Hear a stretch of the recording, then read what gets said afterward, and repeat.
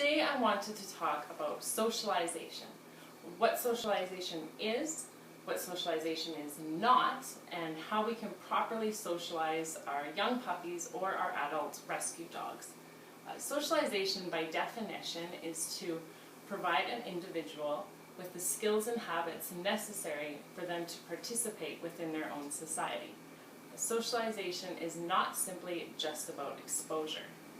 Proper socialization helps our dogs to develop proper social and mental skills and habits that will last them a lifetime. As dog owners, we are often taught about the importance of socialization, but we are often not told about one key piece of socialization, and that is positive experiences and positive association. Today we will talk about how to socialize your dogs properly, common mistakes that are often made during socialization, and how we can come up with a plan so that socialization can be successful.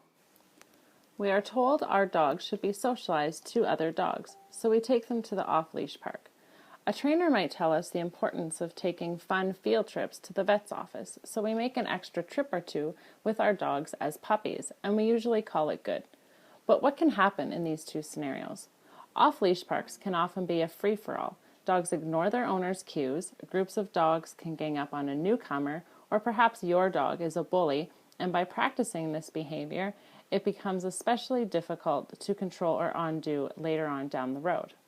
As a side note, off-leash parks should be for well-socialized dogs to continue their socialization.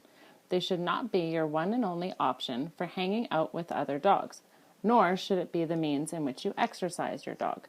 Dogs should have reliable recalls and have the ability to ignore and walk away from other dogs when asked. Also at the dog park, people like to bring their dogs who are aggressive or reactive for the purpose of attempting to rehabilitate them, or they'll bring a new dog to the park to test how they are around other dogs. A young puppy can be traumatized for life with just one outing that goes bad and in turn can become socially handicapped forever. In this category, we could also add doggy daycares and a poorly run puppy class. When socializing a young puppy, you should be present at all times as you provide a level of comfort and safety for your dog. Some puppy classes will ask owners to leave their dogs so the dog can socialize with strangers, other dogs, or even kids. It is not recommended that you leave your puppy alone during these socialization times. So now for the vet's office. Most puppies will have a few visits under their belt by the age of 4 or 5 months. And let's say you've made 2 extra fun trips. What did the majority of these visits consist of? Probably a room full of strangers, touching them, looking at them, picking them up, and restraining them. And of course, needles for their vaccinations. By the age of 6 months, your dog now has more bad experiences at the vet than good ones. Which brings me to my next point. Socialization is for life, not just for puppyhood.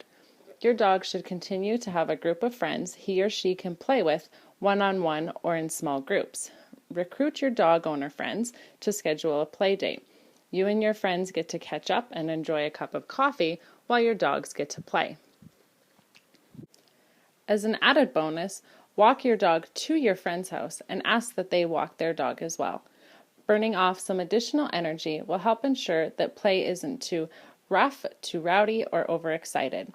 Check out our playlist on dog body language so you can better understand what type of play is appropriate. As for the veterinary clinic, you should continue your fun trips for the life of your dog. Stop in once a month to weigh your dog and visit with the staff. Pack your dog's favorite treats along and you can practice your dog's sit, down, or stay cues or practice any tricks you might be working on. By weighing your dog regularly, you are able to keep a close eye on their weight and make adjustments accordingly. By visiting your clinic regularly, you can begin to develop a strong relationship with your veterinary care professionals. Every once in a while, grab a box of donuts or cookies for the clinic staff. They enjoy positive reinforcement as well. Socialization is not just about meeting other dogs and having positive experiences at the vet's clinic. Socialization includes anything and everything, many of which you may have never thought of. The list can include walking on various surfaces and climbing stairs and steps, Kids' playgrounds are a great place to introduce your dog to different textures such as sand, rubber matting, grating, and small bridges. I would suggest going during slow times when there are no children around. You can socialize your dog to kids in other areas other than the playground. Your socialization checklist may also include eating from different bowls. Introduce your dog to bowls that are glass, plastic, stainless steel, and ceramic. Dogs should also be taught to accept handling, such as having their feet touched, their nails trimmed, their eyes and their ears cleaned, their mouths examined, as well as having their teeth brushed. Check out our video playlist on husbandry skills for more information. Dogs should also be socialized to other animals. Small animals may include cats, hamsters, or guinea pigs. Large animals may include cows, sheep, or horses. Ensure that your dog is leashed and other animals are secure so it can be a positive experience for everyone involved. You will also want to introduce your dog to a variety of sounds such as sirens, thunder, garbage trucks, and vacuums. Check the video description for resources on how to access these various sounds for the purposes of socialization. You may also introduce your dog to objects with wheels such as cars, bikes, scooters, and skateboards, as well as inanimate objects such as garbage cans, flower pots, shovels, and plastic bags. A link to a detailed socialization checklist is provided in the video description. Again, our goal is for our dogs to have positive experiences. We never want to force them to approach something new and unfamiliar, but instead we want to encourage their exploration. You can use your dog's favorite food treats or toys to help ensure that each interaction is a positive and successful one.